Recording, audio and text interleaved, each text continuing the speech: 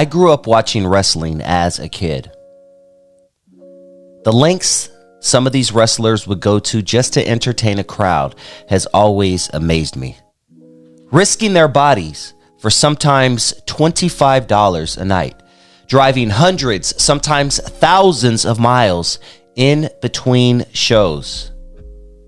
They cut themselves with razor blades. They took substances to wake up. They took substances to go to sleep. They took substances to relieve the pain.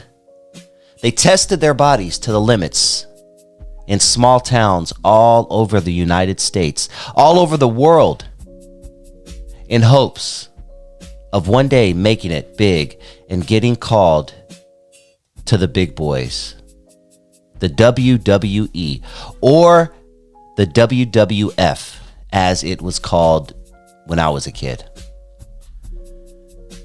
This weekend, I went to see The Iron Claw, a movie based on the Von Erich family, one of the most famous families in wrestling history. It is a true story, and it is one of tragedy after tragedy after tragedy. I've always loved wrestling. When I was a kid in the 80s, it was wrestling and hip hop. First time I got introduced to wrestling was right around WrestleMania 2. I got a hold of a magazine, and it was Hulk Hogan versus King Kong Bundy. I'll never forget it. Didn't know anything about anybody, any of this. All I had was this magazine, and I'm this kid chilling on the east side of Long Beach. Didn't even know there was TV or anything like that. But I remember thinking, okay, this is pretty cool. And then I discovered Saturday Morning Wrestling, and it was a wrap after that. And one of my greatest memories as a kid was WrestleMania 3. My stepfather, took me to, back then it was called closed caption. So what they would do is, it was in Los Angeles, and they would, let's say, I think it was a Los Angeles sports arena or something like that. And outside of that, they would put up big TVs, and then they would set up chairs and bleachers and things like that. And people who couldn't watch it live actually got to watch it on the big screen. And I'll never forget, that was one of the greatest first memories that I've ever had as a kid, was watching WrestleMania 3 on closed caption. I think it was the Los Angeles Sports Arena, if I'm not mistaken. But I've always been a fan. And I don't throw the word fan out there because I'm not a fan of really anything. But as a kid, I was a fan of wrestling. Big time. Me and my little brother would go to the shows. We were the ones making the signs and shit. You guys see the signs in the audience, right? Oh, loved it, man.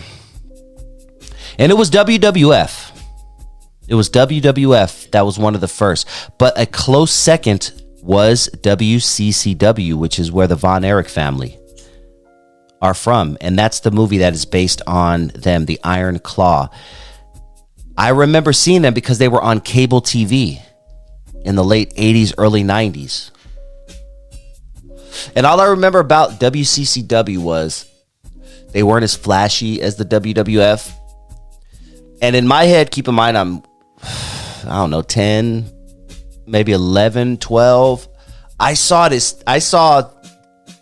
WCCW, which is part of NWA, some of the greatest wrestlers in the world in hindsight looking back. But back then I looked at them as fake wrestling. I was like this. I looked at them as fake wrestling, and WWF was real wrestling, which in hindsight is hilarious because most wrestling fans back then would have told you that WWF was the fake wrestling and WCCW and NWA and all the other territories was the real wrestling.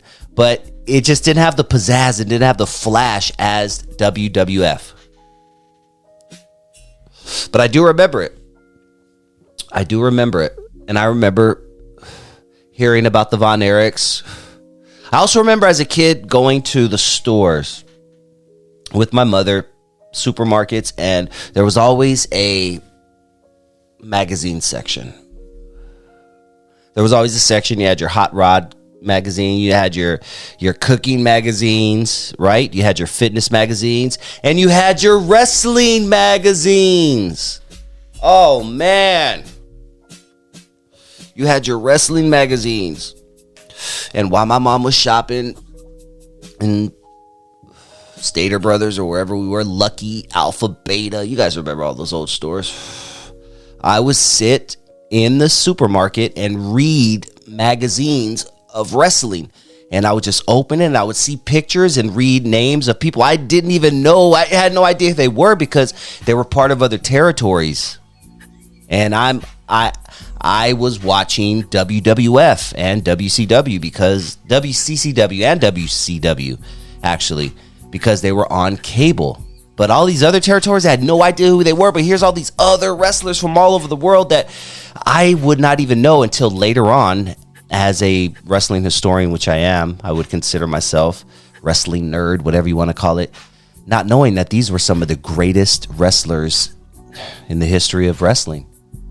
And then it's weird because a lot of them ended up in the WWF. I remember, in the late 80s, early 90s, when certain people would come to the WWF, I'd be like, oh, I know that name. Wait, I know that face from that magazine that I was reading. They had Wrestling Observer and other wrestling magazines, and I would just read them, and I'd be like, wait, I know that. Wait, Rick Rude. I know Rick Rude.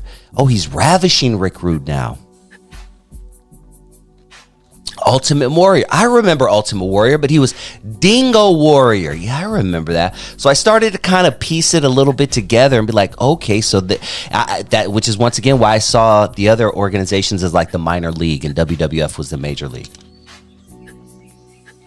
But I've always been into wrestling, man. It's always been an escape for me. When the world was crumbling around me at times, sometime, when you're kids, life can be messed up at times, right? Hip-hop and wrestling, man. Hip-hop and wrestling was there for me. Hip-hop and wrestling got me through a lot of fucking just rough Saturdays. A lot of rough Saturdays. But you know what? Looking back, I look at it as being blessed, being privileged. Let's just say privileged to be able to watch some of the greats and experience some of the greats, the pay-per-views. Oh my God, the pay-per-view days, like on Survivor Series in 1988, 1989. I mean, forget about it. There was nothing bigger on Thanksgiving. It was all about forget the turkey. Let's get Survivor Series, baby. Sometime we could afford Survivor Series. Sometime we couldn't. Such good times. But the Iron Claw, I would highly recommend it. The story about the Von Erichs tragedy. It's a tragic story. It's a tragic story. What happened to this family in Dallas. I don't want to spoil the movie for anyone who hasn't seen it. Most people who've clicked on this video are probably some sort of wrestling fan, so you probably know the story, but I still don't want to spoil it for anyone who has not seen it, but just know it's a very tragic story, and they really painted it very, very well. Have any of you ever seen the movie The Wrestler with Mickey Rourke? Really good movie in my opinion. One of my favorite movies, period. Not just wrestling movie, but The Wrestler with Mickey Rourke paints a gritty, grimy picture of what being a professional wrestler or an independent wrestler was like back in the day. And to this day, actually. Thankfully, independent wrestling is still grinding, and I check out independent shows to this day. Shout out to my dude, Compton Mania. Woozy Showtime. Keep doing your thing, Compton Mania. If you've never checked out a Compton Mania show, you got to check them out. They do shows all over Southern California. That's my plug for my boys, Compton Mania over there. But I still check out the independent scene. You guys are doing your thing, man, and it's beautiful. But if you've never checked out the movie The Wrestler with Mickey Rourke, I would highly suggest it, because the lifestyle that these wrestlers go through, it's crazy, man. It's crazy, and unfortunately, it's led to a lot of early demises for wrestlers. Many wrestlers did not see 50 years old. Many wrestlers did not see 50 years old. A lot of the wrestlers I grew up with, including some of those Von Erichs that we talked about earlier that are part of that movie, did not make it to see 50 years old. And it's crazy stories, and unfortunately, it's usually involved around substance abuse. A lot of it, unfortunately, people have taken their own lives into their own hands, as did some of those Von Erich kids. Once again, point to the movie The Iron Claw if you haven't seen it. Crazy. Check it out, and it's a real story. But yo, I'm looking at a list of wrestlers who've passed at very young ages, and look at all these young guys, man. A lot of young people. Adrian Adonis, 33 years old. He's one of the GOATs. Art Barr. I'm going in alphabetical order.